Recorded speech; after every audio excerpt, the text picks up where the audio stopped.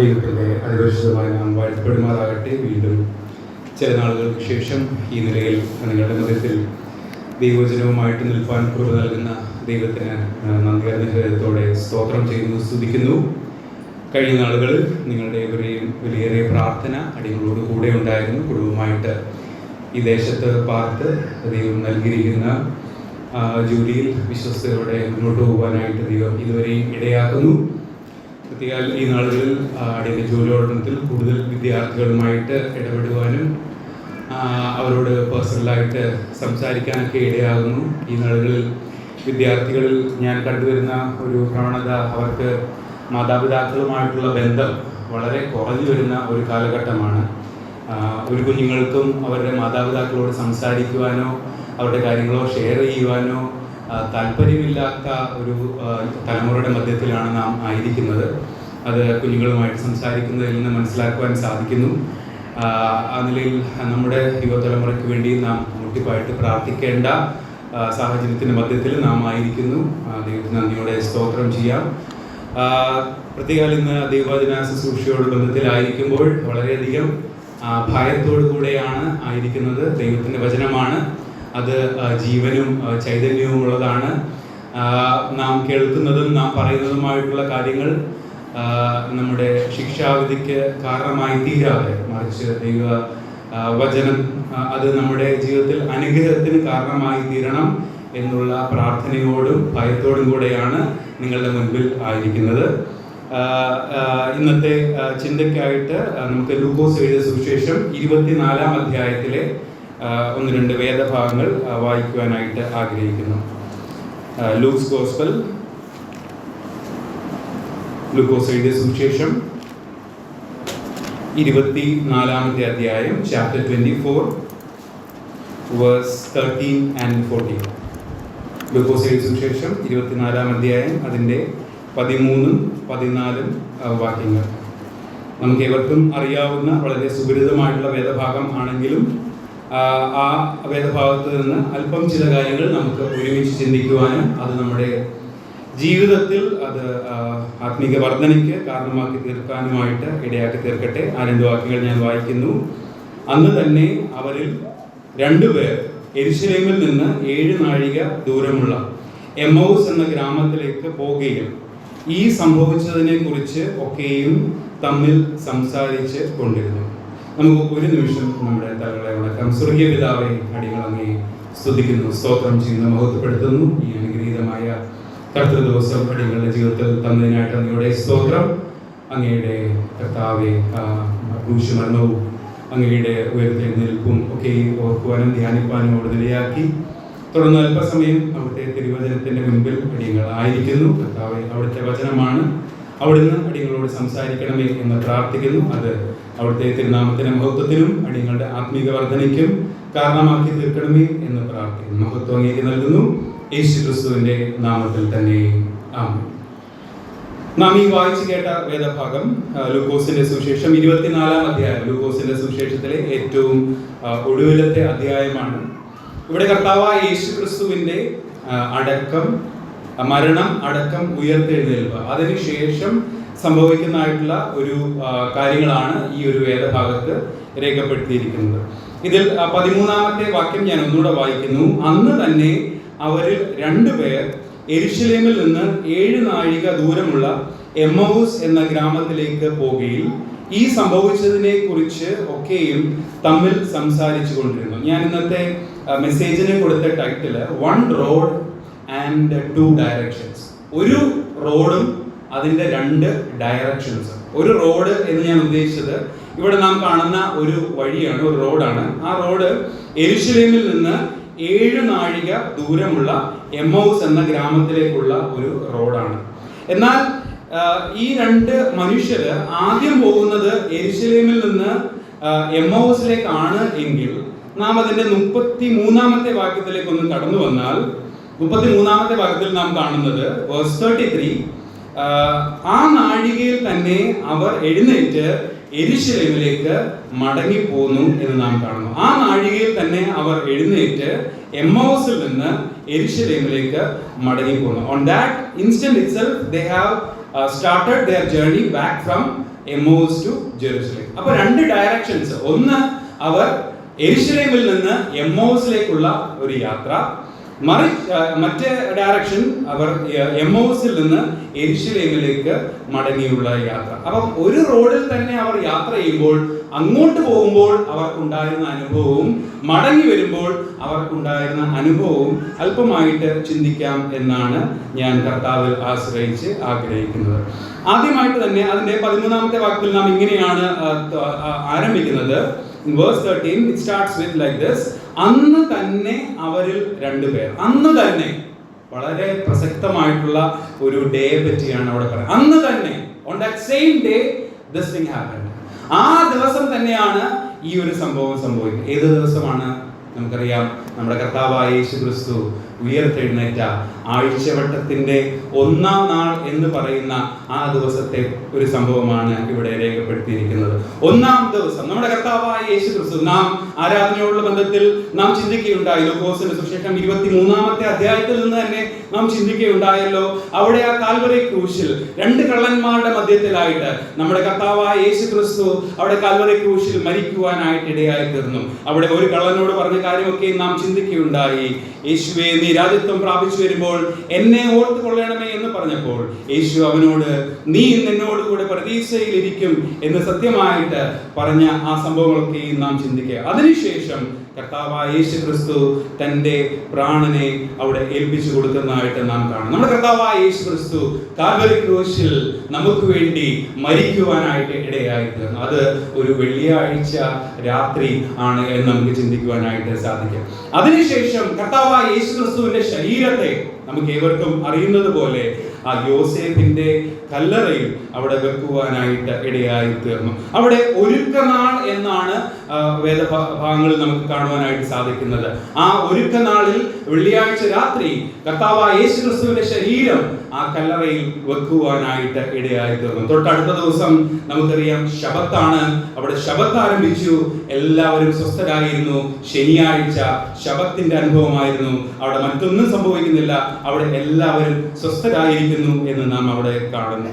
അതിന്റെ തൊട്ടടുത്ത ദിവസം ഞായറാഴ്ച രാവിലെ ഉള്ള സംഭവമാണ് നാം ഇവിടെ കാണുന്നത്. 24-ാം അധ്യായം തുടങ്ങി നാം കാണുന്നത് 24-ന്റെ 1-ാമത്തെ വാക്യം മാത്രം ഒന്ന് വായിക്കുന്നു. അവർ ഒരുക്കിയ സുഗന്ധവർഗം എടുത്തുകൊണ്ട്, അവിടെ ചില സഹോദരിമാരുടെ കാര്യമാണ് പറയുന്നത്. അവർ ഒരുക്കിയ സുഗന്ധവർഗം എടുത്ത് ആഴ്ചവട്ടത്തിന്റെ 1-ാം ദിവസം അതികാലത്ത് കല്ലറയ്ക്കൽ എത്തിയതായിട്ട് നാം കാണുന്നു. ആഴ്ചവട്ടത്തിന്റെ 1-ാം ദിവസം അതികാലത്ത് ആ സ്ത്രീകൾ അവിടെ കല്ലറയ്ക്കൽ എത്തിയപ്പോൾ അവിടെ എന്താണ് കാണുന്നത്? അവിടെ കല്ല്, ആ കർത്താവായ യേശു ക്രിസ്തുവിനെ വെച്ചിരുന്ന കല്ലറയുടെ കല്ല് അത് ഉരുട്ടി മാറ്റിയതായി കാണുന്നു. അവിടെ അകത്ത് കയറിയപ്പോൾ കർത്താവായ യേശു ക്രിസ്തുവിന്റെ ശരീരം അവർ കാണുവാനായിട്ട് ഇടയായി തീർന്നില്ല. അത് എന്ത് എന്ന് ചഞ്ചലിച്ചു കൊണ്ടിരിക്കുമ്പോൾ അവിടെ ആ ദൂതന്മാരുടെ ആ വെളിപ്പെടുത്തൽ അവിടെ കാണുന്നു. അവൻ ഇവിടെയില്ല. 6-ാമത്തെ വാക്യം verse 6, അവൻ ഇവിടെയില്ല, അവൻ ഉയർത്തെഴുന്നേറ്റിരിക്കുന്നു. മുമ്പേ ഗലീലയിൽ ഇരിക്കുമ്പോൾ തന്നെ അവൻ നിങ്ങളോട് പറഞ്ഞതുപോലെ മനുഷ്യപുത്രൻ പാപികളായ മനുഷ്യരുടെ കയ്യിൽ ഏൽപ്പിച്ച് ക്രൂശിക്കുകയും അവൻ 3-ാം നാൾ ഉയർത്തെഴുന്നേൽക്കുകയും വേണം എന്ന് പറഞ്ഞത് ഓർത്തുകൊള്ളുവീൻ എന്ന് ദൂതന്മാർ അവരോട് പറയുന്നതായിട്ട് നാം കാണുന്നു. നമ്മുടെ കർത്താവായ യേശു ക്രിസ്തു ആ ആഴ്ചയുടെ 1-ാം നാളിന്റെ പകൽക്കാലം ആ കർത്താവായ യേശു ക്രിസ്തു കല്ലറയിൽ നിന്ന് ഉയർത്തെഴുന്നേൽക്കുവാനായിട്ട് ഇടയായി തീർന്നു. അനേകം പ്രാവശ്യം നമ്മുടെ കർത്താവായ യേശു ക്രിസ്തു തന്റെ ശിഷ്യന്മാരോട്, തന്റെ കൂടെ നടക്കുന്നവരോട് പറഞ്ഞിട്ടുണ്ട്, താൻ അവരുടെ കയ്യിൽ ഏൽപ്പിക്കപ്പെടും, താൻ മരിക്കുകയും അടക്കപ്പെടുകയും 3-ാം നാൾ ഉയർത്തെഴുന്നേൽക്കുകയും ചെയ്യുമെന്ന് പറഞ്ഞിട്ടുണ്ടെങ്കിലും അതൊന്നും ശിഷ്യന്മാർക്ക് അതുവരെയും മനസ്സിലായിട്ടില്ല. എന്നാൽ ഇപ്പോൾ ഈ ഒരു സംഭവം സംഭവിച്ചു കഴിഞ്ഞപ്പോൾ 8-ാമത്തെ വാക്യത്തിൽ നാം ഇങ്ങനെ കാണുന്നു, അവർ അവന്റെ വാക്ക് ഓർത്തു.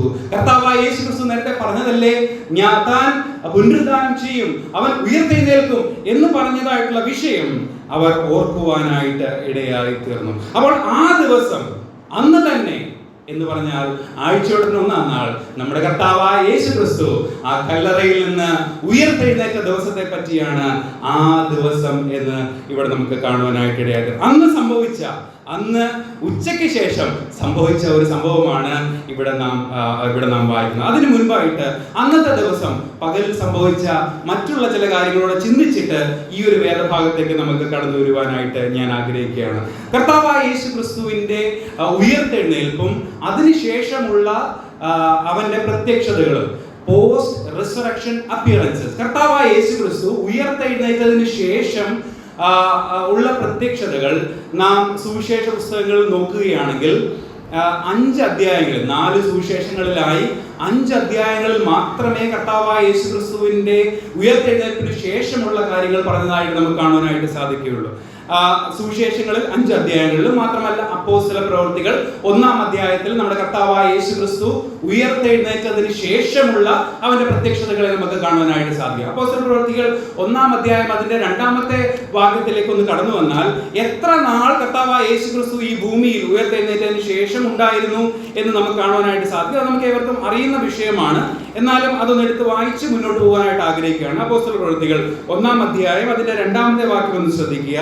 അവൻ കഷ്ടം അനുഭവിച്ച ശേഷം 40 നാളോളം അവർക്ക് പ്രത്യക്ഷനായി ദൈവരാജ്യം സംബന്ധിച്ച കാര്യങ്ങൾ പറഞ്ഞുകൊണ്ട് താൻ ജീവിച്ചിരിക്കുന്നു എന്ന് അനേകം ദൃഷ്ടാന്തങ്ങളാൽ അവർക്ക് കാണിച്ചു കൊടുത്തു. നമ്മുടെ കർത്താവായ യേശു ക്രിസ്തു അവൻ ഉയർത്തെഴുന്നേറ്റതിന് ശേഷം ഏകദേശം 40 ദിവസത്തോളം, almost 40 days, equivalent to 1 month and 10 days, ഏകദേശം 1 മാസവും 10 ദിവസത്തോളം കർത്താവായ യേശു ക്രിസ്തു പലപ്പോഴായി പ്രത്യക്ഷപ്പെടുകയും ദൈവരാജ്യം സംബന്ധിച്ച കാര്യങ്ങൾ പറഞ്ഞ് താൻ ജീവിച്ചിരിക്കുന്നു എന്ന് അനേകം ദൃഷ്ടാന്തങ്ങളാൽ അവർക്ക് കാണിച്ചു കൊടുത്തു. അതിനുശേഷം കർത്താവായ യേശു ക്രിസ്തു സ്വർഗാരോഹണം ചെയ്ത് ആ വാനഗോളങ്ങളെ താണ്ടി അവൻ സ്വർഗത്തിലേക്ക് പോകുവാനായിട്ട് ഇടയായിത്തീർന്നു. ഏകദേശം 40 ദിവസം കർത്താവായ യേശു ക്രിസ്തു ഉയർത്തെഴുന്നേറ്റതിന് ശേഷം ശിഷ്യന്മാർക്കും പലർക്കുമായിട്ട് പല ഘട്ടങ്ങളിൽ അവനോട് പ്രത്യക്ഷപ്പെടുന്നതായിട്ട് നമുക്ക് കാണുവാനായിട്ട് സാധിക്കുന്നു. അതിൽ ഏറ്റവും ആദ്യമായിട്ട് 1-ാമത്തെ ദിവസത്തിലെ പ്രത്യക്ഷതകൾ മാത്രമാണ് ഞാൻ പെട്ടെന്ന് പറയാനായിട്ട് ആഗ്രഹിക്കുന്നത്. 1-ാമത്തെ ദിവസം ഏകദേശം 5 പ്രാവശ്യം കർത്താവായ യേശു ക്രിസ്തു പലർക്കായിട്ട് അവൻ പ്രത്യക്ഷപ്പെടുന്നതായിട്ട് നമുക്ക് കാണുവാനായിട്ട് സാധിക്കുന്നു. അവൻ ഉയർത്തെഴുന്നേറ്റ ശേഷം ആദ്യമായിട്ട് പ്രത്യക്ഷപ്പെട്ടത് ആർക്കാണെന്ന് ചോദിച്ചാൽ അത് മഗ്ദലക്കാരത്തി മറിയയ്ക്കാണ്. കർത്താവായ യേശു ക്രിസ്തു ശിഷ്യന്മാർക്കല്ല പ്രത്യക്ഷപ്പെട്ടത്, രാജാക്കന്മാർക്കല്ല പ്രത്യക്ഷപ്പെട്ടത്, മറിച്ച് താൻ വിടുവിച്ചതായ ഒരു സ്ത്രീയെ, ആ സ്ത്രീ കർത്താവായ യേശു ക്രിസ്തുവിനെ അത്രമാത്രം സ്നേഹിച്ച് അവിടെ ആ കല്ലറക്കൽ എപ്പോഴാണ് അവൾ എത്തിയെന്നറിയാമോ? ഇരുട്ടുള്ളപ്പോൾ തന്നെ അവൾ എത്തിയിരുന്നു. ഞായറാഴ്ച പകലിൽ സൂര്യൻ ഉദിച്ചില്ല, അതിനു മുൻപേ തന്നെ അവൾ അവിടെ എത്തി. കർത്താവിനെ സുഗന്ധ ദ്രവ്യങ്ങളൊക്കെയും പൂശേണ്ടതിന് വേണ്ടിയാണ് അവൾ എത്തിയത്. എന്നാൽ അവൾക്ക് വേണ്ടിയാണ് ആദ്യമായിട്ട് കർത്താവായ യേശു ക്രിസ്തു ഉയർത്തെഴുന്നേറ്റതിന് ശേഷം ആദ്യമായിട്ട് പ്രത്യക്ഷപ്പെടുന്നത് മഗ്ദലക്കാരത്തി മറിയയ്ക്കാണ്. യോഹന്നാൻ എഴുതിയ സുവിശേഷം, ജോൺസ് ഗോസ്പൽ ചാപ്റ്റർ 20 verse 1, പെട്ടെന്ന് ആ വാക്യങ്ങൾ മാത്രം ഞാനൊന്ന് പറഞ്ഞു പോകാനായിട്ട് ആഗ്രഹിക്കുകയാണ്. John's gospel according to John chapter 20 verse 1, ഏറ്റവും ആദ്യമായിട്ട് കർത്താവായ യേശു ക്രിസ്തു ഉയർത്തെഴുന്നേറ്റതിന് ശേഷം ആദ്യമായിട്ട് പ്രത്യക്ഷനാകുന്നത് മഗ്ദലക്കാരത്തി മറിയയ്ക്കാണ്. 20-ാം അധ്യായം 1-ാമത്തെ വാക്യം ശ്രദ്ധിക്കുക. ആഴ്ചവട്ടത്തിന്റെ 1-ാം നാൾ മഗ്ദലക്കാരത്തി മറിയ രാവിലെ ഇരുട്ടുള്ളപ്പോൾ തന്നെ, ജോൺസ് ഗോസ്പൽ ചാപ്റ്റർ 20 verse 1, രാവിലെ ഇരുട്ടുള്ളപ്പോൾ, സൂര്യൻ ഉദിച്ചില്ല, അതിനു മുൻപേ തന്നെ മഗ്ദലക്കാരത്തി മറിയ അവിടെ കല്ലറക്കൽ ചെന്നു. കല്ലറ വായ്പിൽ നിന്ന് കല്ല് നീങ്ങിയിരിക്കുന്നത് കണ്ടു. അതിന് താഴെയുള്ള ഭാഗങ്ങളൊക്കെ നമുക്ക് വായിച്ചു നോക്കിയാൽ അവിടെ കർത്താവായ യേശു ക്രിസ്തു അവൾക്ക് പ്രത്യക്ഷനാകുന്നതായിട്ട് നമുക്ക് കാണുവാനായിട്ട് സാധിക്കും. 16-ാമത്തെ വാക്യത്തിൽ ജോൺസ് ഗോസ്പൽ ചാപ്റ്റർ 20 verse 16, യേശു അവളോട് മറിയേ എന്ന് പറഞ്ഞു. അവൾ തിരിഞ്ഞ് എബ്രായ ഭാഷയിൽ റബൂനി എന്ന് പറഞ്ഞു, അതിന് ഗുരു എന്നർത്ഥം. യേശു അവളോട് പറയുന്നതായിട്ടുള്ള കാര്യങ്ങളുണ്ട്. 18-ാമത്തെ വാക്യം 20 verse 18, മഗ്ദലക്കാരത്തി മറിയ വന്ന് താൻ കർത്താവിനെ കണ്ടുവെന്നും അവൻ ഇങ്ങനെ തന്നോട് പറഞ്ഞുവെന്നും ശിഷ്യന്മാരോട് അറിയിച്ചു. ഒന്നാമതായിട്ട് കർത്താവായ യേശു ക്രിസ്തു പ്രത്യക്ഷപ്പെട്ടത് മഗ്ദലക്കാരിയ മറിയയ്ക്കാണെന്നും കാണുവാനായിട്ട് സാധിക്കും. രണ്ടാമതായിട്ട് പ്രത്യക്ഷപ്പെട്ടത് മത്തായിയുടെ സുവിശേഷം 28-ാമത്തെ അധ്യായം, അവസാനത്തെ അധ്യായങ്ങളാണ് കർത്താവായ യേശു ക്രിസ്തുവിന്റെ ഉയർത്തെഴുന്നേറ്റതിന് ശേഷമുള്ള വിഷയങ്ങൾ പറയുന്നത്. മത്തായിയുടെ സുവിശേഷം 28-ാം അധ്യായം അതിന്റെ 8, 9, 10 വാക്യങ്ങളിലാണ് രണ്ടാമത്തെ പ്രത്യക്ഷത. കർത്താവായ യേശു ക്രിസ്തു മഗ്ദലക്കാരത്തി മറിയയ്ക്ക് പ്രത്യക്ഷപ്പെട്ടതിന് ശേഷം പിന്നീട് പ്രത്യക്ഷപ്പെടുന്നത് നാം കാണുന്നത് ചില സഹോദരിമാർക്കാണ്. വീണ്ടും ചില സഹോദരിമാർക്ക് വേണ്ടി പ്രത്യക്ഷപ്പെടുന്ന കർത്താവായ യേശു ക്രിസ്തുവിനെയാണ് കാണുന്നത്. കർത്താവായ യേശു ക്രിസ്തുവിനെ കാണുവാനായിട്ട് കടന്നു വന്ന ചില സഹോദരിമാരെ വേണ്ടി കർത്താവായ യേശു ക്രിസ്തു പ്രത്യക്ഷപ്പെടുന്നതായിട്ട് നാം കാണുന്നു. Matthew's gospel chapter 28 verse 8, 9 and 10 പെട്ടെന്ന് ഞാൻ വായിക്കട്ടെ. അങ്ങനെ അവർ വേഗത്തിൽ ഭയത്തോടും മഹാസന്തോഷത്തോടും കൂടെ കല്ലറ വിട്ട് അവന്റെ ശിഷ്യന്മാരോട് അറിയിപ്പാൻ ഓടിപ്പോയി. എന്നാൽ യേശു അവരെ എതിരേറ്റു. നിങ്ങൾക്ക് വന്ദനമെന്ന് പറഞ്ഞു. അവർ അടുത്ത് ചെന്ന് അവന്റെ കാൽ പിടിച്ചവനെ നമസ്കരിച്ചു. യേശു അവരോട്, ഭയപ്പെടേണ്ട, നിങ്ങൾ പോയി എൻ്റെ സഹോദരന്മാരോട് ഗലീലയ്ക്ക് പോകുവാൻ പറവീൻ, അവിടെ അവർ എന്നെ കാണും എന്ന് പറഞ്ഞു. അവിടെ ആ സഹോദരിമാര് അവർ ആ കല്ലറക്കൽ ചെന്ന് കല്ലറ തുറന്നിരിക്കുന്നതും അവിടെ യേശുവിന്റെ ശരീരമില്ല എന്നുള്ളതും പറയുവാനായിട്ട് മടങ്ങിയുള്ള ഓട്ടത്തിന്റെ മധ്യത്തിൽ കർത്താവായ യേശു ക്രിസ്തു അവർക്ക് വേണ്ടി അവിടെ പ്രത്യക്ഷപ്പെട്ട് അവരോട് കാര്യങ്ങൾ പറയുന്നതായിട്ട് നാം കാണുന്നു. ഒന്നാമതായിട്ട് മഗ്ദലക്കാരത്തി മറിയയ്ക്ക്, രണ്ടാമതായിട്ട് സഹോദരിമാരുടെ ചില കൂട്ടത്തിന്. അതാരൊക്കെയാണെന്നുള്ളതൊക്കെയും പറയുന്നുണ്ട്, അതിലേക്കൊന്നും ഞാൻ പോകുവാനായിട്ട് ആഗ്രഹിക്കുന്നില്ല. മൂന്നാമതായിട്ട് ഒന്നാമത്തെ ദിവസത്തിൽ കർത്താവായ യേശു ക്രിസ്തു പ്രത്യക്ഷപ്പെട്ടത് ആർക്കാണെന്ന് ചോദിച്ചാൽ പത്രോസിനാണ്. ശീമോൻ പത്രോസിന്, കേഫാവിനാണ് മൂന്നാമതായിട്ട് പ്രത്യക്ഷപ്പെട്ടത് എന്നാണ് ഞാൻ ചിന്തിക്കുന്നത്. ലൂക്കോസ് സുവിശേഷം 24-ാം അധ്യായം, നാം ഈ വായിച്ച ആ വേദഭാഗം 24-ാം അധ്യായം, അവിടെ രണ്ട് ശിഷ്യന്മാരോടുള്ള ബന്ധത്തിൽ കർത്താവായ യേശു ക്രിസ്തു പ്രത്യക്ഷപ്പെടുന്നതാണ് നാം കാണുന്നത്. എന്നാൽ ഇവർ മടങ്ങി പോകുന്ന ഭാഗം നാം ചിന്തിക്കുകയുണ്ടായി. അവർ മടങ്ങി യേശു ക്രിസ്തു വാസ്തവമായി ഉയർത്തെഴുന്നേറ്റു എന്ന് പറയുന്നവരുടെ അടുക്കിലേക്ക് ചെല്ലുമ്പോൾ അവിടെ പറഞ്ഞു കേൾക്കുന്ന കാര്യം എന്താണെന്ന് വെച്ചാൽ 34-ാമത്തെ വാക്യം, loose gospel chapter 24 verse 34, we can see that കർത്താവ് വാസ്തവമായി ഉയർത്തെഴുന്നേറ്റ് ശീമോന് പ്രത്യക്ഷനായി എന്ന് കൂടിയിരുന്ന് പറയുന്ന 11 കൂടെയുള്ളവരെയും കണ്ടു. ശീമോന് പ്രത്യക്ഷനായി എന്ന് പറഞ്ഞ് ഇരിക്കുന്ന 11 ശിഷ്യന്മാരെ കണ്ടു എന്നുള്ളതാണ് കാണുന്നത്. അപ്പോൾ ഞാൻ ചിന്തിക്കുന്നത്, ഒരുപക്ഷെ ഈ ഒരു സംഭവത്തിന് മുൻപേ, അല്ലെങ്കിൽ ഈ രണ്ട് ശിഷ്യന്മാർക്ക് കർത്താവായ യേശു ക്രിസ്തു പ്രത്യക്ഷപ്പെടുന്നതിന് മുൻപേ പത്രോസിന് താൻ പ്രത്യക്ഷനായി എന്നുള്ളതാണ് ഞാൻ ചിന്തിക്കുന്നത്. അത് കൊരിന്ത്യ ലേഖനത്തിലും അത് തന്നെയാണ് നമുക്ക് കാണാനായിട്ട് സാധിക്കുന്നത്. 1 കൊരിന്ത്യർ 15-ാം അധ്യായത്തിലേക്ക് ഒന്ന് കടന്നു വരാം. അപ്പോസ്തലനായ പൗലോസ് കർത്താവായ യേശു ക്രിസ്തുവിന്റെ പ്രത്യക്ഷതയോടുള്ള ബന്ധത്തിൽ പറയുമ്പോഴും ശിഷ്യനായ പത്രോസിന് ബാക്കിയുള്ള ശിഷ്യന്മാർക്ക് പ്രത്യക്ഷനാകുന്നതിന് മുൻപേ കേഫാവിന് അല്ലെങ്കിൽ പത്രോസിന് വെളിപ്പെട്ടതായിട്ട് നമുക്ക് കാണാനായിട്ട് സാധിക്കുന്നു. 1 Corinthians chapter 15 verse 4. 1 Corinthians chapter 15 verse 4, മൂന്നാം നാൾ ഉയർത്തെഴുന്നേറ്റു, കേഫാവിനും പിന്നെ 12 പ്രത്യക്ഷനായി എന്നിങ്ങനെ ഞാൻ ഗ്രഹിച്ചത് തന്നെ നിങ്ങൾക്ക് ആദ്യമായി ഏൽപ്പിച്ചു തന്നുവല്ലോ എന്ന് നാം അവിടെ കാണുന്നു. അവിടെ ആദ്യമായി കേഫാവിനും പിന്നെ 12 പ്രത്യക്ഷനായി എന്നുള്ള നിലയിൽ നമുക്ക് കാണാനായിട്ട് സാധിക്കും. അപ്പോൾ 3 പ്രത്യക്ഷതകളെ പറ്റി നാം ചിന്തിച്ചു. 1 മഗ്ദലക്കാരത്തി മറിയ, 2 സഹോദരിമാരുടെ ഒരു കൂട്ടം, മൂന്നാമതായിട്ട് അപ്പോസ്തലനായ പത്രോസിന്, കേഫാവിന് അല്ലെങ്കിൽ ശീമോന് പ്രത്യക്ഷനാകുന്നതായിട്ട് കാണുന്നു. നാലാമതായിട്ട് പ്രത്യക്ഷപ്പെടുന്നതാണ് ഈ 2 ശിഷ്യന്മാർക്ക്. ഈ 2 ശിഷ്യന്മാർ ആരൊക്കെയാണ് ആ ശിഷ്യന്മാർ എന്നുള്ളത് വ്യക്തമായിട്ട് അറിയുന്നില്ല. അവിടെ ഒരു വ്യക്തിയുടെ പേര് പറയുന്നുണ്ട്, ക്ലെയോപ്പാവ് എന്നുള്ളത്. മറ്റൊരു വ്യക്തി ആരാണെന്ന് വ്യക്തമായിട്ട് അറിയില്ല. ഒരുപക്ഷെ തന്റെ ഭാര്യയായിരിക്കാം, അല്ലെങ്കിൽ മറ്റൊരു ശിഷ്യനായിരിക്കാം. ആര് തന്നെയാണെങ്കിലും ഈ 2 ശിഷ്യന്മാർക്കാണ് നാലാമതായിട്ട് കർത്താവ് പ്രത്യക്ഷപ്പെടുന്നതായിട്ട് നാം കാണുന്നത്. ഇതേ വേദഭാഗം മർക്കോസിന്റെ സുവിശേഷത്തിലും ഇതേ സംഭവം പറയുന്നതായിട്ട് നമുക്ക് കാണുന്നുണ്ട്. ആ വാക്യം കൂടെ ഒന്ന് വായിക്കാം. മർക്കോസിന്റെ സുവിശേഷം അവസാനത്തെ അധ്യായം, marks gospel chapter 16 verse 9 onwards. മർക്കോസിന്റെ സുവിശേഷം marks gospel chapter 16 verse 9 onwards. അവൻ ആഴ്ചയുടെ 1-ാം നാൾ രാവിലെ ഉയർത്തെഴുന്നേറ്റിട്ട് താൻ 7 ഭൂതങ്ങളെ പുറത്താക്കിയിരുന്ന മഗ്ദലക്കാരത്തി മറിയയ്ക്ക് ആദ്യം പ്രത്യക്ഷനായി. അവൾ ചെന്ന് അവനോട് കൂടെ ഇരുന്നവരായി ദുഃഖിച്ചും കരഞ്ഞുകൊണ്ടിരുന്നവരോട് അറിയിച്ചു.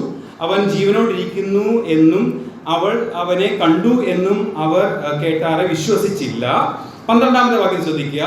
പിന്നെ അവരിൽ 2 പേർ നാട്ടിലേക്ക് പോകുമ്പോൾ അവൻ മറ്റൊരു രൂപത്തിൽ അവർക്ക് പ്രത്യക്ഷനായി. അവർ പോയി ശേഷമുള്ളവരോട് അറിയിച്ചു. അവരുടെ വാക്കും അവർ വിശ്വസിച്ചില്ല.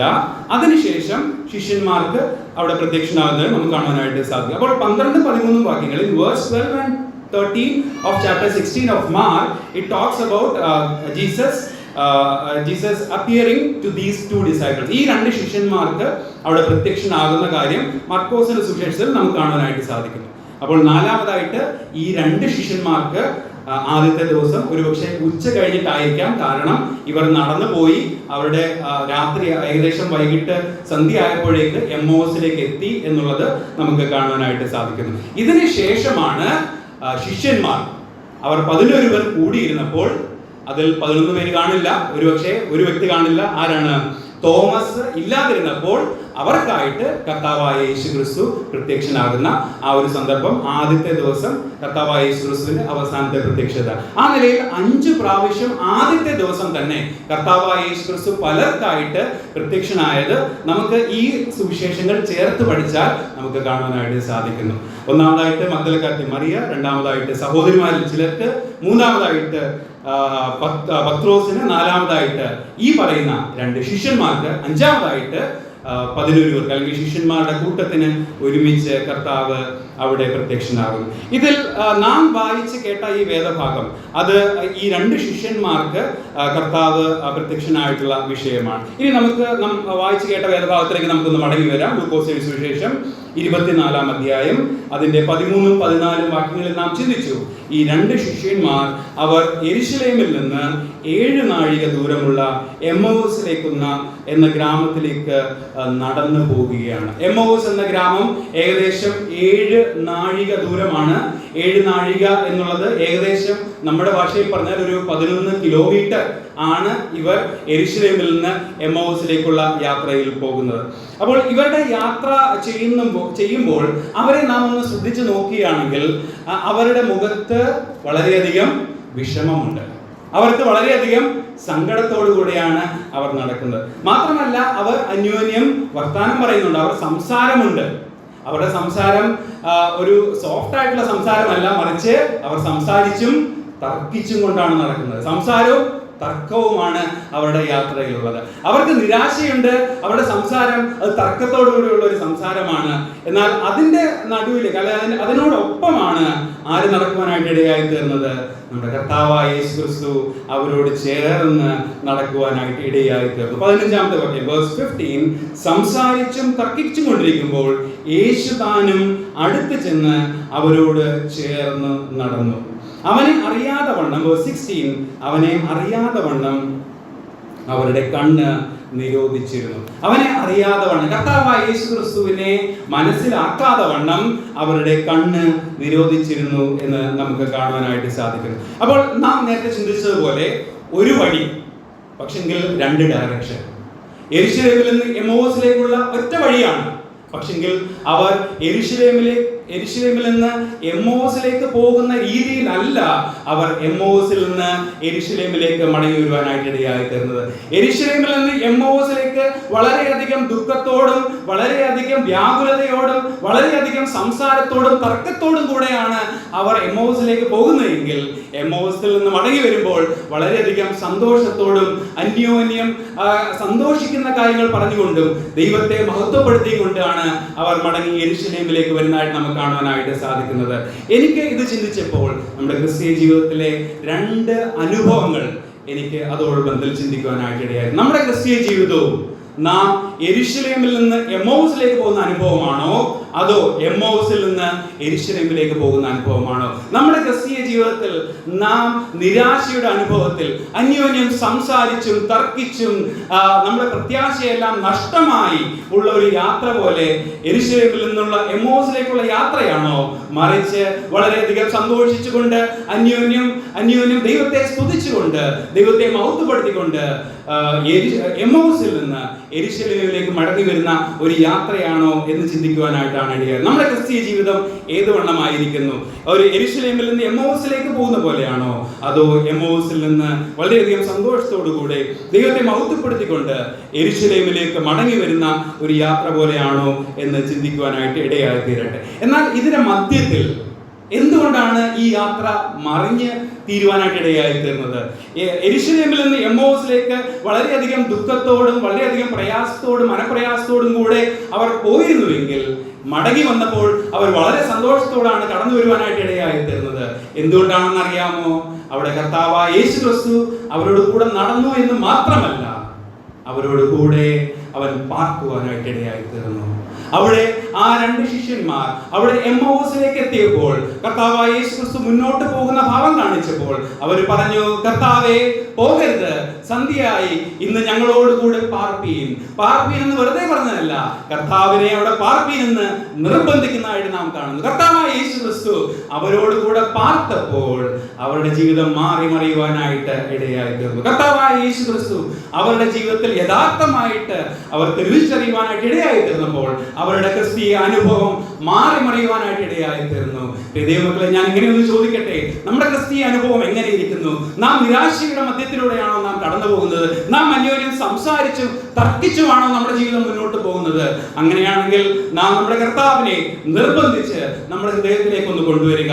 അവനെ കർത്താവ് നമ്മുടെ ഹൃദയത്തിൽ വസിക്കുന്നുവെങ്കിൽ, യഥാർത്ഥമായിട്ട് അവനുമായിട്ടുള്ള ബന്ധത്തിലാണെങ്കിൽ, നമുക്ക് ആ യെരൂശലേമിലേക്കുള്ള യാത്ര പോലെ വളരെയധികം സന്തോഷത്തോടുകൂടെ അവനുള്ള പ്രത്യാശയിൽ നമുക്ക് മുന്നോട്ട് പോകുവാനായിട്ട് ഇടയായി തീരും. ഈ രണ്ട് യാത്രകൾ തമ്മിലുള്ള വ്യത്യാസം എന്താണ്? ഈ രണ്ട് യാത്രകൾ തമ്മിലുള്ള വ്യത്യാസം അല്പമായിട്ട് ചില കാര്യങ്ങളോട് പറഞ്ഞ് ഞാൻ നിർത്തുവാനായിട്ട് ആഗ്രഹിക്കുന്നു. ഒന്നാമത്തെ യാത്ര, യെരൂശലേമിൽ നിന്ന് എമ്മൗസിലേക്കുള്ള യാത്ര നിങ്ങളൊന്ന് ശ്രദ്ധിച്ചാൽ അവിടെ കർത്താവ് ശരിക്കും പറഞ്ഞാൽ കൂടെയുണ്ട്. അവർ യെരൂശലേമിൽ നിന്ന് എമ്മൗസിലേക്ക് പോകുമ്പോൾ അവരുടെ കൂടെ കർത്താവുണ്ട്. പക്ഷെ എന്തായിരുന്നു പ്രശ്നം? അവർ കർത്താവിനെ മനസ്സിലാക്കിയില്ല, കർത്താവിനെ അവർ തിരിച്ചറിഞ്ഞില്ല. അത് നാം 16ാമത്തെ വാക്യത്തിൽ നാം കാണുന്നുണ്ട്. verse 16, 24 verse 16, there we can say that they did not realize the presence of Jesus Christ. അവനെ അറിയാതെ വണ്ണം അവരുടെ കണ്ണ് നിരോധിച്ചിരുന്നു എന്ന് നാം അവിടെ കാണുന്നു. അവനെ അറിയേണ്ടതുപോലെ അവർക്ക് അറിയുവാനായിട്ട് സാധിച്ചില്ല.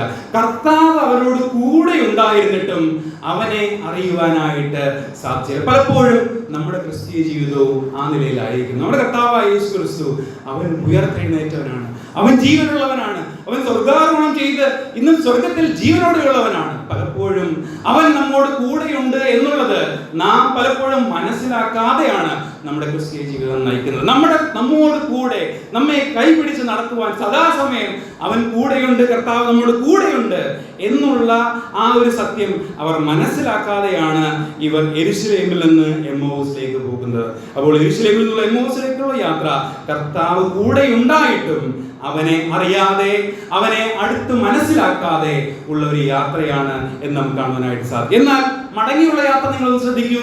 എമ്മൗസിൽ നിന്ന് യെരൂശലേമിലേക്കുള്ള യാത്ര കർത്താവ് അവരോട് അക്ഷരീയമായി കൂടെയുണ്ടോ? അക്ഷരീയമായി കൂടെയില്ല. കാരണം ആ ഭവനത്തിൽ വെച്ച് കർത്താവായ യേശു ക്രിസ്തുവിനെ മനസ്സിലാക്കിയപ്പോൾ കർത്താവ് അവർക്ക് അപ്രത്യക്ഷനായി എന്ന് നാം കാണുന്നു. 31ാമത്തെ വാക്യം ശ്രദ്ധിക്കൂ. 24 verse 31.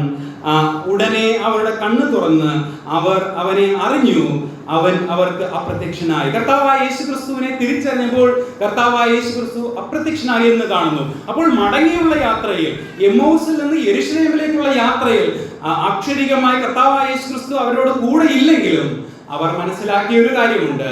എന്താണെന്ന് വെച്ചാൽ കർത്താവായ യേശു ക്രിസ്തു യഥാർത്ഥമായി ഉയർത്തെഴുന്നേറ്റു, അവൻ ഇന്നും ജീവനോടെയുണ്ട്, അവൻ ഞങ്ങളോട് കൂടെയുണ്ട് എന്നുള്ള സത്യം അവർക്ക് മനസ്സിലാക്കുവാനായിട്ട് ഇടയായിത്തീരുന്നു. അപ്പൊ ഞാൻ ഇങ്ങനെ പറയട്ടെ, മടങ്ങിയുള്ള യാത്രയിൽ, എമ്മൗസിൽ നിന്ന് യെരൂശലേമിലേക്കുള്ള യാത്രയിൽ കർത്താവ് കൂടെ ഇല്ലാതിരുന്നിട്ടും അവനെ യഥാർത്ഥമായിട്ട് അനുഭവിച്ചറിഞ്ഞുള്ള ഒരു യാത്രയായിരുന്നു മടക്ക യാത്ര. അങ്ങോട്ടുള്ള യാത്രയിൽ കർത്താവ് കൂടെ ഉണ്ടായിരുന്നു, പക്ഷേ അവനെ അവർ തിരിച്ചറിഞ്ഞില്ല, അവനെ വേണ്ടുമെന്ന് അവർ മനസ്സിലാക്കിയില്ല.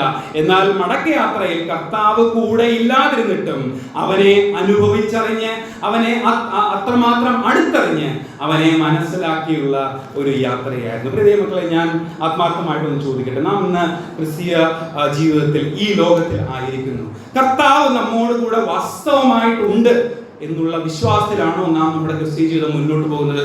അതോ കർത്താവ് ഉണ്ട് എന്ന് അറിഞ്ഞിട്ടും അവനെ വേണ്ടുവണ്ണം മനസ്സിലാക്കാതെയുള്ള ഒരു യാത്രയാണെങ്കിൽ ഒരുപക്ഷെ ഒന്നാമത്തെ യാത്ര പോലെ നിരാശ നിറഞ്ഞ ഒരു യാത്രയായിരിക്കും നമുക്കുള്ളത്. എന്നാൽ കർത്താവ് യഥാർത്ഥമായിട്ട് എന്നോട് കൂടെയുണ്ട്, എന്റെ അക്ഷരികമായിട്ട് എനിക്ക് കാണാൻ സാധിക്കുന്നില്ലെങ്കിലും അവൻ ഉയർത്തെഴുന്നേറ്റവനാണ്, അവൻ ഇന്നും ജീവനുള്ളവനാണ്, അവൻ സ്വർഗത്തിലായിരിക്കുന്നു, അവൻ എന്നെ നന്നായി അറിയുന്നു, അവൻ എന്നോട് കൂടെയുണ്ട് എന്നുള്ള ആ ഉറച്ച വിശ്വാസത്തോടു കൂടെയാണ് നമ്മുടെ ക്രിസ്തീയ ജീവിതം നയിക്കുന്നതെങ്കിൽ വളരെയധികം സന്തോഷത്തോടു കൂടെ നമുക്ക് ക്രിസ്തീയ ജീവിതം നയിക്കുവാനായിട്ട് സാധിക്കും. അപ്പോൾ ഒന്നാമത്തെ പ്രധാന വ്യത്യാസം, ആദ്യത്തെ യാത്രയിൽ കർത്താവ് കൂടെ ഉണ്ടായിട്ടും അവനെ വീണ്ടും മനസ്സിലാക്കുവാനായിട്ട് സാധിച്ചില്ല.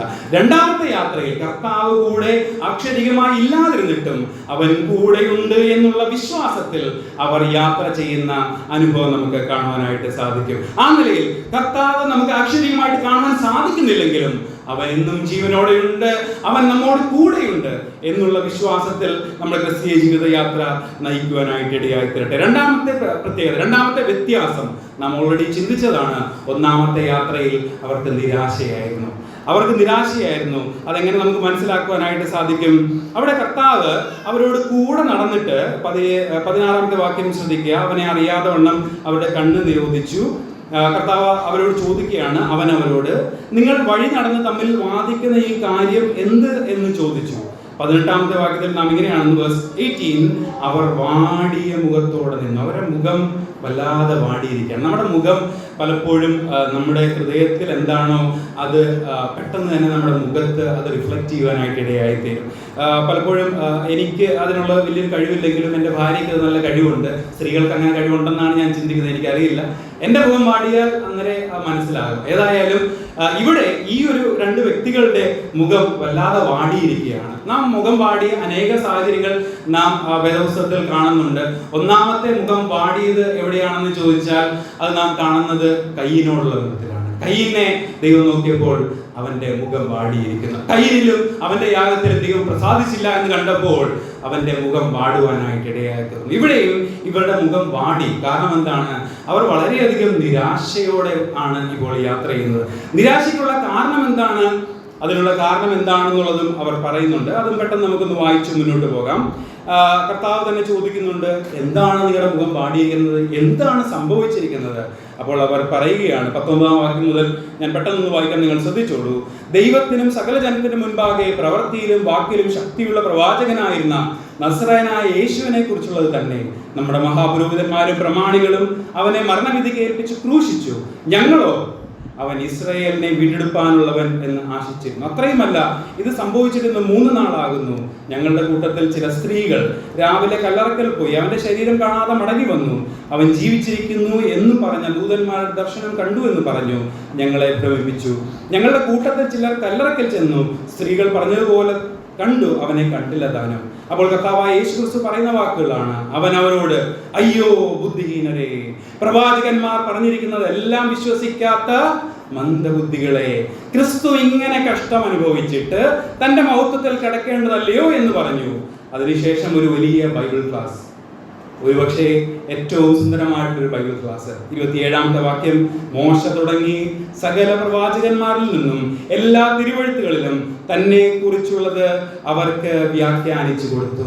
തന്നെ കുറിച്ച് പറയുന്ന പഴയ നിയമ പ്രവാചക പുസ്തകങ്ങളിലും മോശയുടെ ഗ്രന്ഥത്തിലും തന്നെ കുറിച്ച് പ്രവാചക പുസ്തകങ്ങൾ പറഞ്ഞിരിക്കുന്ന കാര്യങ്ങൾ കർത്താവായ യേശുക്രിസ്തു അവർക്ക് വ്യാഖ്യാനിച്ചു കൊടുത്തു. അവർ വ്യാഖ്യാനിച്ചു കൊടുത്തപ്പോൾ കർത്താവായ യേശുക്രിസ്തു പറഞ്ഞത്, ആദ്യം ക്രിസ്തു കഷ്ടം അനുഭവിക്കണം, ഒന്നാമത് കഷ്ടം അനുഭവിക്കണം, അതിനുശേഷമാണ് അവൻ മൗത്വത്തിൽ കടന്നു വരുവാനായിട്ട് ഇടയായി തീർന്നത്.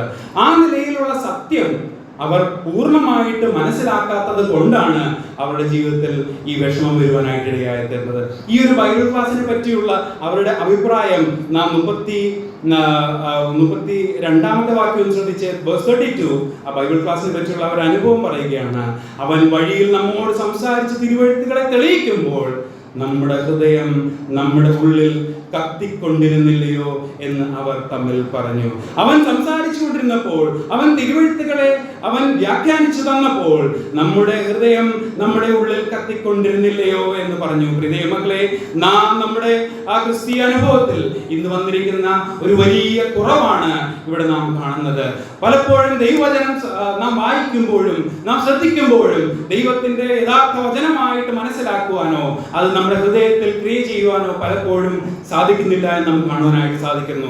ഇവിടെ ഈ 2 ശിഷ്യന്മാർക്ക് കർത്താവായ യേശുക്രിസ്തു പറഞ്ഞ ആ വാക്കുകളെ കേട്ടപ്പോൾ അവരുടെ ഹൃദയത്തിൽ അത് കത്തുവാനും അത് ക്രിയ ചെയ്യുവാനായിട്ട് ഇടയായി തീർന്നു. നമ്മുടെ ജീവിതത്തിലും ഈ രണ്ട് യാത്രകൾ തമ്മിലുള്ള വ്യത്യാസം വരുന്നത് ദൈവവചനത്തിൽ നിന്ന് കേൾക്കുകയും അത് നമ്മുടെ ഹൃദയത്തിൽ അത് പ്രവർത്തിക്കുവാനും, അത് നമ്മുടെ ഹൃദയത്തിൽ നിന്ന് പ്രവർത്തിക്കുന്നത് നമ്മുടെ പ്രവൃത്തിയിൽ വെളിപ്പെടുവാനായിട്ടും ഇടയായി തീരണം. പലപ്പോഴും നമ്മുടെ ഉള്ളിലേക്കൊന്ന് നോക്കി നമുക്ക് തന്നെ സമ്മതിക്കാവുന്ന കാര്യമല്ലേ, ദൈവവചനം വേണ്ടും വണ്ണം നാം വായിക്കുന്നില്ല. അതിൽ അനേകം കുറവുകൾ നമ്മുടെ ജീവിതത്തിൽ വന്നിട്ടുണ്ട്. വായിക്കുന്നില്ല എന്ന് മാത്രമല്ല, ആ വായിക്കുന്ന വേദഭാഗം പലപ്പോഴും നമ്മളോട് സംസാരിക്കുവാനായിട്ട് നാം സമ്മതിക്കുന്നില്ല. ഒരു ഉപരി വിപ്ലവമായിട്ട് എന്തെങ്കിലും വായിക്കുവാനായിട്ട് വേണ്ടി വായിച്ചു പോകുന്ന പലപ്പോഴും നമ്മുടെ അനുഭവം അങ്ങനെയായിരിക്കുന്നു. എന്നാൽ അതുപോലെ ദൈവവചനം യഥാർത്ഥമായിട്ട് നമ്മളോട് സംസാരിക്കുവാനായിട്ട് ഇടയായി തീരണം. ദൈവവചനം നമ്മോട് സംസാരിക്കുമ്പോൾ നമ്മുടെ ഹൃദയം കത്തുവാനായിട്ട് ഇടയായി തീരണം. അത് നിമിത്തം നമ്മുടെ ജീവിതം മാറുവാനായിട്ട് ഇടയായി തീരണം. എന്നാൽ മാത്രമേ എമ്മൗസിൽ നിന്ന് യെരൂശലേമിലേക്കുള്ള യാത്ര പോലെ സന്തോഷത്തോടുകൂടെ നമുക്ക് യാത്ര ചെയ്യുവാനായിട്ട് സാധിക്കുകയുള്ളൂ. അപ്പോൾ രണ്ടാമത്തെ പ്രത്യേകത നാം ചിന്തിക്കുകയായിരുന്നു, അവർ വളരെയധികം നിരാശയോടെയാണ് കടന്നു പോകുന്നത്. നിരാശയോടെ കടന്നു പോകാനുള്ള കാരണം എന്താണ്? നാം ചിന്തിച്ചതുപോലെ അവരുടെ ആഗ്രഹം അവൻ ഇസ്രായേലിനെ വീണ്ടെടുക്കുന്നവൻ എന്നുള്ളതാണ്. അവരുടെ ആഗ്രഹം പോലെ നടന്നില്ല എന്നുള്ളതാണ്. എന്തുകൊണ്ടാണ് അവർ അങ്ങനെ ആഗ്രഹിക്കാൻ കാരണം? അവർ തിരുവചനം യഥാർത്ഥമായിട്ട് മനസ്സിലാക്കുന്നതിൽ പരാജയപ്പെട്ടു. കർത്താവ് അവരെ വിളിക്കുന്ന രണ്ട് വാക്കുകളാണ്. ഒന്ന് ബുദ്ധിഹീനരെ, രണ്ട് മന്ദബുദ്ധികളെ. പ്രിയ മക്കളെ, നാം നമ്മെ തന്നെ ഒന്ന് ശോധന ചെയ്യുക. നമ്മുടെ ആ ദൈവവചന പഠനവും നമ്മുടെ ദൈവവചനത്തിലുള്ള ആ മനസ്സിലാക്കുന്ന കാര്യങ്ങളും കണ്ടിട്ട് കർത്താവ് നമ്മെ പറ്റി ഇങ്ങനെ പറയുവാനായിട്ട് ഇടയായി തീരുമെങ്കിൽ അത് എത്രയോ ലജ്ജാകരമാണ്.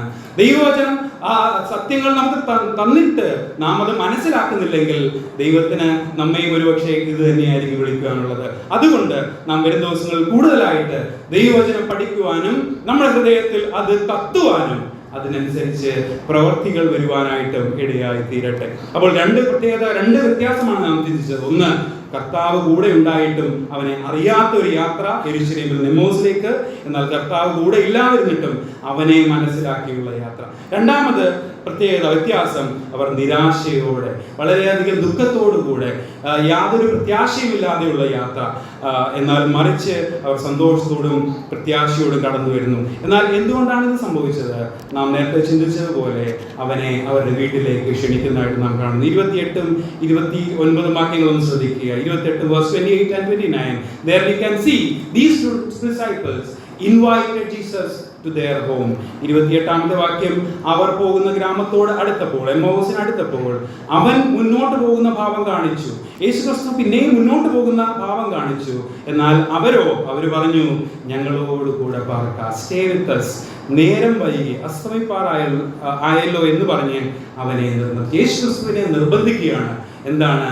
നേരം വൈകി ഞങ്ങളോടൊപ്പം താമസിക്കും. ഇത് യേശുക്രിസ്തു ആണെന്ന് മനസ്സിലാക്കിയിട്ടല്ല അവർ ചെയ്യുന്നത്. അവര് നല്ല അതിഥി സൽക്കാരമുള്ള മനുഷ്യരായിരുന്നു, ശിഷ്യരായിരുന്നു എന്ന് നമുക്ക് കാണാനായിട്ട് ഇടയാകും. അവർ യേശുക്രിസ്തു ആണ് എന്ന് ചിന്തിച്ചല്ല അവനെ, കർത്താവായ യേശുക്രിസ്തുവിനെ അവിടെ ക്ഷണിക്കുന്നത്. എന്നാൽ അവർ ഒരു ദൈവമനുഷ്യനാണ്. അവർ ദൈവവചനം പറഞ്ഞപ്പോൾ ഞങ്ങളുടെ ഹൃദയം കത്തുന്നു എന്നുള്ളത് മനസ്സിലാക്കി ആ ദൈവമനുഷ്യന് വേണ്ടി അതിഥി സൽക്കാരം ഒരുക്കിയ രണ്ട് ശിഷ്യന്മാരെയാണ് നാം അവിടെ കാണുന്നത്. അതിനുശേഷം അവർ ഭവനത്തിൽ ചെന്നപ്പോൾ എന്താണ് കാണുന്നത്? അവൻ അവരോടുകൂടെ പാർപ്പാൻ ചെന്നു. യേശുക്രിസ്തു അവരോടുകൂടെ പാർപ്പാൻ ചെന്നു. 30ാമത്തെ വാക്യം, verse 30. അവരുമായി ഭക്ഷണത്തിനിരിക്കുമ്പോൾ അവൻ അപ്പം എടുത്ത് അനുഗ്രഹിച്ചു നുറുക്കി അവർക്ക് കൊടുത്തു. ഉടനെ അവരുടെ കണ്ണു തുറന്നു, അവർ അവനെ കണ്ടു. അവൻ അപ്പം എടുത്ത് അനുഗ്രഹിച്ചു നുറുക്കി അവർക്ക് കൊടുത്തു. ഒരുപക്ഷെ ഞാൻ ചിന്തിക്കുകയാണ്, ഇതേ സംഭവം യേശുക്രിസ്തു ചെയ്തത് ഈ ശിഷ്യന്മാർ ഒരുപക്ഷെ കണ്ടിരിക്കാം, അല്ലെങ്കിൽ പറഞ്ഞെങ്കിലും കേട്ടിട്ടുണ്ടായിരിക്കാം. അവൻ അപ്പം എടുത്ത് വാഴ്ത്തി നുറുക്കി അവർക്ക് കൊടുത്തു. ഓ, എന്റെ കർത്താവ്, എന്റെ യേശുവല്ലേ ഇത് എന്നുള്ളത് അവരുടെ കണ്ണു തുറക്കുവാനും അവർക്കത് മനസ്സിലാക്കുവാനായിട്ടും ഇടയായി തീർന്നു. So the reason for this change is they have invited Jesus to their home and they have made everything for Jesus Christ. യേശുക്രിസ്തുവിനെ അവരുടെ ഭവനത്തിലേക്ക് ക്ഷണിക്കുവാനും അവരോടൊപ്പം പാർപ്പാനായിട്ടും ഇടയായി തീർന്നു. ഈ ഒരു സംഭവം നിമിത്തം യേശുക്രിസ്തു അവരോട് ഒപ്പം താമസിച്ചപ്പോൾ അവർക്ക് മനസ്സിലായ രണ്ട് തിരിച്ചറിവുകളൂടെ പറഞ്ഞ് ഞാൻ അവസാനിപ്പിക്കാനായിട്ട് ആഗ്രഹിക്കുകയാണ്. The two realizations that they got when Jesus Christ stayed with them. യേശുക്രിസ്തു ആണെന്ന് മനസ്സിലാക്കിയല്ല ആ വ്യക്തിയെ തങ്ങളോടുകൂടെ പാർപ്പിച്ചത്. എന്നാൽ ആ പാർപ്പിച്ചത് നിമിത്തം അവർ മനസ്സിലാക്കിയ രണ്ട് വിഷയങ്ങൾ. ഒന്ന്, they understood that Jesus Christ is alive. യേശുക്രിസ്തു ജീവനോടെ ഇരിക്കുന്നു എന്ന് വാസ്തവമായി അവർ തിരിച്ചറിയുവാനായിട്ട് ഇടയായി തീർന്നു. അവനെ യഥാർത്ഥമായിട്ട് അറിയുവാനായിട്ട് ഇടയായി തീർന്നു. അവർ ചിന്തിച്ചത് യേശുക്രിസ്തു മരിച്ചു, അടക്കപ്പെട്ടു, അവന്റെ ശരീരം പോലും കാണുന്നില്ല എന്നുള്ളതായിരുന്നു അവർ ചിന്തിച്ചിരുന്നത്. എന്നാൽ അതല്ല സത്യം. യേശുക്രിസ്തു മരണത്തെ ജയിച്ച് ഉയർത്തെഴുന്നേറ്റവനായി ഇന്നും ജീവിക്കുന്നു എന്നുള്ള ആ സത്യം അവർക്ക് പൂർണ്ണമായിട്ട് മനസ്സിലാക്കുവാനായിട്ട് ഇടയായി തീർന്നു. ദൈവമക്കളെ, നമ്മെയും നമ്മുടെ ക്രിസ്തീയ ജീവിതത്തിൽ ഓരോ ദിവസവുമായി വഴി നടത്തേണ്ട ഏറ്റവും വലിയ സത്യം നമ്മുടെ കർത്താവായ യേശുക്രിസ്തുവിന്റെ ഉയർത്തെഴുന്നേൽപ്പാണ്. അവൻ ജീവനോടെ ഇരിക്കുന്നു, അവൻ ജീവനോടെ ഉണ്ട് എന്നുള്ള സത്യമാണ് നമ്മെ ഓരോ ദിവസവും നമ്മുടെ ക്രിസ്തീയ ജീവിതത്തിൽ നമ്മെ വഴി നടത്തേണ്ടത്. രണ്ടാമത് അവർ ഒരു കാര്യം കൂടെ തിരിച്ചറിഞ്ഞു. അവർ തിരുവെഴുത്ത് സത്യമാണ്, തിരുവെഴുത്ത് ജീവനുള്ളതാണ്. അത് പൂർണ്ണമായിട്ട് മനസ്സിലാക്കണം എന്നുള്ള ഒരു തിരിച്ചറിവും അവർക്കുണ്ടായി. അവർ തിരുവെഴുത്തുകളെ മനസ്സിലാക്കിയിരുന്നു, എന്നാൽ മനസ്സിലാക്കിയത് പൂർണ്ണമായിട്ട് അവർക്ക് മനസ്സിലാക്കുവാനായിട്ട് സാധിച്ചില്ല. യേശുക്രിസ്തു ആദ്യം കഷ്ടമനുഭവിക്കണം, പിന്നീടാണ് അവന്റെ മഹത്വത്തോടെ അവൻ വരുവാനായിട്ട് പോകുന്നത്. അവർ തിരുവെഴുത്ത് പൂർണ്ണമായിട്ട് മനസ്സിലാക്കിയിരുന്നില്ല എന്നൊരു തിരിച്ചറിവും അവർക്ക് മനസ്സിലാക്കുവാനായിട്ട് ഇടയായി തീർന്നു. അപ്പോൾ ഞാൻ ഇങ്ങനെ പറയട്ടെ, the scripture, the word of God is alive. അത് ജീവനുള്ളതാണ്. അത് നമ്മുടെ ജീവിതങ്ങളെ മാറ്റുവാൻ സാധിക്കുന്നതാണ്. അത് നമ്മുടെ ഹൃദയത്തെ കത്തിക്കുവാൻ സാധിക്കുന്നതാണ്. അത് നമ്മുടെ സ്വഭാവത്തെ മാറ്റുവാൻ സാധിക്കുന്നതാണ്. ദൈവത്തിന് നമ്മോട് ഇടപെടുവാൻ സാധിക്കുന്നത് ഈ തിരുവചനത്തിലൂടെയാണ് എന്നുള്ള സത്യവും അവർ മനസ്സിലാക്കുവാനായിട്ട് ഇടയായി തീർന്നു. നമ്മുടെ ജീവിതത്തിലും നാം ഈ തിരുവഴുത്തിന് നൽകേണ്ട പ്രാധാന്യം നാം നൽകുന്നുണ്ടോ എന്ന് സ്വയപരിശോധനയ്ക്ക് ഇടയായി തീരും. ഞാൻ ഉൾപ്പെടെ നാം ഓരോരുത്തരും നാം ആയിരിക്കുന്നത് ഈ തിരുവഴുത്ത് നിമിത്തമാണ്. നാം ആയിരിക്കുന്നത് കർത്താവായ യേശുക്രിസ്തു നിമിത്തമാണ്. ഈ തിരുവഴുത്ത് വായിക്കുവാനും അത് മനസ്സിലാക്കുവാനും അത് പഠിക്കുമ്പോൾ നമ്മുടെ ഹൃദയം കത്തുവാനും ഇടയായി തീരട്ടെ. അങ്ങനെയാണെങ്കിൽ മാത്രമേ നമ്മുടെ ജീവിതവും നമ്മുടെ കുഞ്ഞുങ്ങളുടെ ജീവിതവും അത് മാറുവാനായിട്ട് ഇടയായി തീരുകയുള്ളൂ. അതല്ലാതെ ഉപരിപ്ലവമായിട്ടുള്ള ഒരു വായന കൊണ്ട് നമുക്ക് ഈ തിരുവചനത്തിലെ കാര്യങ്ങളോ ദൈവത്തെയോ മനസ്സിലാക്കുവാനായിട്ട് സാധിക്കുകയില്ല. നാം ഈ പറയുന്ന കാര്യങ്ങളൊക്കെയും നമ്മുടെ അനുഗ്രഹത്തിന് കാരണമായി തീരട്ടെ. വരുന്ന നാളുകളിൽ കൂടുതലായിട്ട് ദൈവത്തെ സ്നേഹിച്ചുകൊണ്ട്, ദൈവം കർത്താവായ യേശുക്രിസ്തു എന്നോട് കൂടെയുണ്ട്, എന്നോട് കൂടെ നടക്കുന്നവനാണ്, എന്നെ നന്നായിട്ട് അറിയുന്നവനാണ്, എൻ്റെ കുറവുകളെയും ബലഹീനതകളെയും ഒക്കെ അറിയുന്നവനാണ് എന്നോട് കൂടെയുള്ള കർത്താവ് എന്നുള്ള ബോധ്യത്തിൽ നമ്മുടെ ക്രിസ്തീയ ജീവിതം നയിക്കുവാനായിട്ട് ഇടയായി തീരട്ടെ. മാത്രമല്ല, തിരുവെഴുത്തിന് അതിനുവേണ്ട എത്രമാത്രം പ്രാധാന്യം നാം നൽകണമോ അത്രമാത്രം പ്രാധാന്യം നൽകി കൂടുതലായിട്ട് പഠിച്ച് അവനെ മഹത്വപ്പെടുത്തി ജീവിക്കാനായിട്ട് ഇടയായി തീരട്ടെ. നമ്മുടെ യാത്ര ഏതുവണ്ണമായിരിക്കുന്നു? നിരാശയോടുള്ള യാത്ര, യെരുശലേമിൽ നിന്ന് എമ്മൗസിലേക്ക് പോകുന്ന ഒരു യാത്ര പോലെ നിരാശയുടെ യാത്ര, അന്യോന്യം സംസാരിച്ചും തർക്കിച്ചുമുള്ള ഒരു യാത്രയാണോ നാം ആയിരിക്കുന്നത്? അതോ മറിച്ച് സന്തോഷത്തോടുകൂടെ കർത്താവിനോട് കൂടെയുണ്ട്, ദൈവവചനം എൻ്റെ കൂടെയുണ്ട് എന്നുള്ള ഉത്തമ ബോധ്യത്തിൽ അത് മനസ്സിലാക്കി സന്തോഷത്തോടുകൂടെ കർത്താവിന്റെ സന്നിധിയിൽ ഉള്ള ഒരു യാത്രയാണോ നാം ആയിരിക്കുന്നത് എന്ന് ചിന്തിച്ചുകൊണ്ട് നമ്മുടെ ക്രിസ്തീയ ജീവിതം മുന്നോട്ട് ജീവിപ്പാൻ നമ്മെ ഓരോരുത്തരെയും ദൈവം സഹായിക്കട്ടെ. അതിനായിട്ട് ദൈവം കൃപ നൽകട്ടെ എന്നുള്ള പ്രാർത്ഥനയോടുകൂടെ ഞാൻ വാക്കുകൾ ഉപസംഹരിക്കുന്നു. ദൈവനാമം വാഴ്ത്തപ്പെടുമാറാകട്ടെ.